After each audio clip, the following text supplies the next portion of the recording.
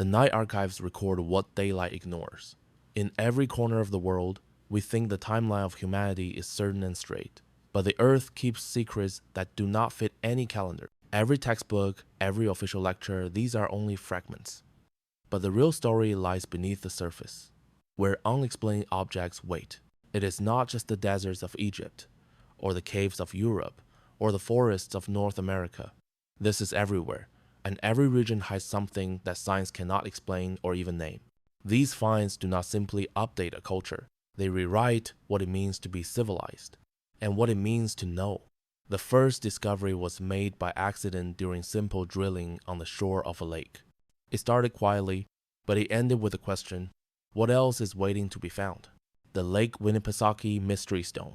In 1872, workers drilled a fence post hole in Meredith, Belknap County, New Hampshire, just steps from Lake Winnipesaukee. At a depth of about 2 meters, the soil was dense, full of clay, and nothing unusual was expected. But the digging stopped when they hit a smooth egg-shaped stone, unlike any other rock in the area. It was black, covered in strange carvings, triangles, circles, a face. The object was passed to Seneca Ladd, a local businessman, who then sent it to the New Hampshire Historical Society. It was logged under inventory number 10486. The stone's layer suggested an age far older than colonial America. Stratigraphy reports were filed and archived. The original excavation notes are still stored in the New Hampshire Historical Society archives, available to those who search. The find is documented, checked, and unexplained. The Baghdad Battery. In 1936, in the ruins near Kujurabu, close to modern-day Baghdad, construction workers unearthed a clay jar sealed with asphalt. Inside was a copper cylinder with an iron rod at its core. The object was found at a depth of about 1 meter, in sandy soil. Workers brought the find to the National Museum of Iraq, where it was registered as artifact number IM19812. Initial dating using pottery stratigraphy suggested the object was made in the Parthian period, around 250 BCE. The original report is held in the museum's archives, still referenced in academic circles. Early researchers assumed it was a simple storage vessel. Chemical tests, X-rays, and microscopy found acid residue inside, raising questions. Hypotheses ranged from a medical device to a ritual object, but details did not match known artifacts. The artifact remains in the museum's collection, rarely displayed, but often cited as evidence of ancient technology beyond current explanation. The Antikythera mechanism. In 1901, sponge divers searching the seabed off the coast of the Greek island, Antikythera found a corroded bronze object at a depth of over 40 meters. The seafloor was rocky, covered with centuries of sediment. The divers initially thought it was just debris from an old shipwreck, but the item was packed with complex gears and dials. It was sent to the National Archaeological Museum in Athens, logged as X15087. Carbon dating of the wood fragments and shipwreck contacts placed the find between 150 and 100 BCE. The first study used simple photography, but later research involved 3D X-ray tomography and microphotography. Early scholars believed it was an astrolabe or simple navigation tool, but further analysis revealed intricate gear systems impossible for a supposed era. Some gears matched astronomical cycles. No similar device has been recovered from that period. The mechanism's purpose and origin remain debated. The museum displays it under glass, and is still the focus of international research projects. The Dropa stones. In 1938, an expedition led by Professor Chipute entered caves in the Bayan Har Mountains on the border of China and Tibet. They found a series of stone discs buried in clay at depths from half a meter to almost 2 meters. The discs, each about 30 centimeters across, had a hole in the center and spiral grooves carved into the surface. The team recovered 716 discs, sending the majority to the Beijing Academy for Ancient Studies, cataloged as Case Series BX1938.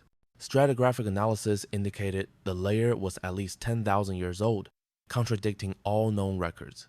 Initial scientific opinion dismissed the objects as primitive musical instruments. Later, microscopy revealed microscopic hieroglyph-like markings in the grooves.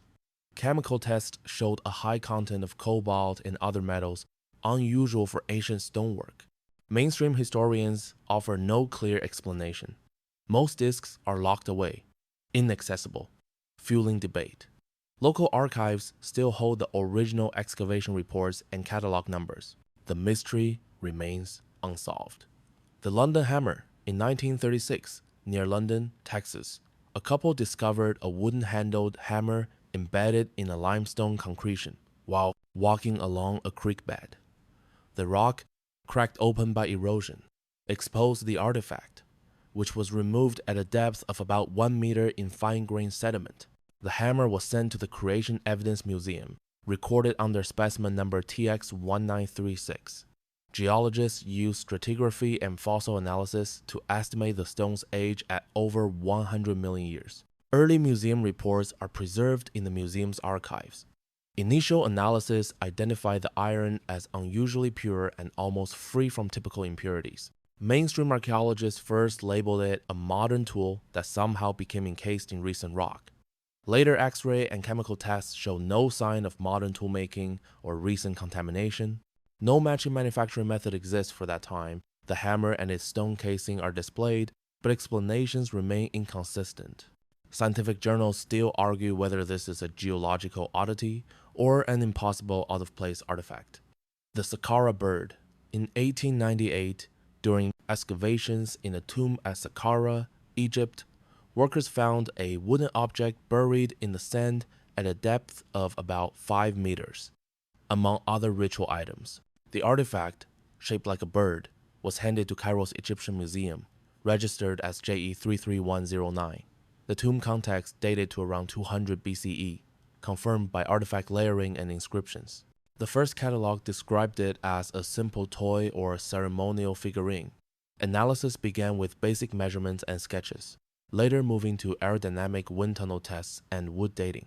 Initial studies concluded it was just a stylized bird, but further examination found the proportions and balance resembled modern gliders, not typical ancient models. No records of similar designs appear in ancient Egypt. The museum keeps it on display, but many experts dismiss its significance. Others claim it could show forgotten knowledge of flight or wind mechanics. Studies and replications continue, with no consensus reached. The original tomb excavation notes remain stored in Cairo's archives. The Voynich manuscript. In 1912, rare book dealer Wilfrid Voynich purchased a strange handwritten book from a Jesuit college near Rome. The manuscript, bound in calfskin and containing 240 pages, was filled with unknown script and bizarre botanical drawings. The book's origin was traced to Central Europe, likely the early 15th century, based on carbon dating and parchment analysis. It was registered in Yale University's Beinecke Rare Book and Manuscript Library as MS 408. Early researchers thought it was a coded medical text or herbal guide. Cryptographers, linguists, and historians used spectral imaging, handwriting analysis, and computational linguistics to decipher it. All attempts failed. The language does not match any known script. Many plants drawn inside have no match on Earth. The manuscript's chemical composition shows no tampering or obvious forgery. Modern AI analysis only deepens the puzzle. Debate continues worldwide, with rival teams proposing new theories every year. The Voynich manuscript is available for study, but its meaning remains a total mystery.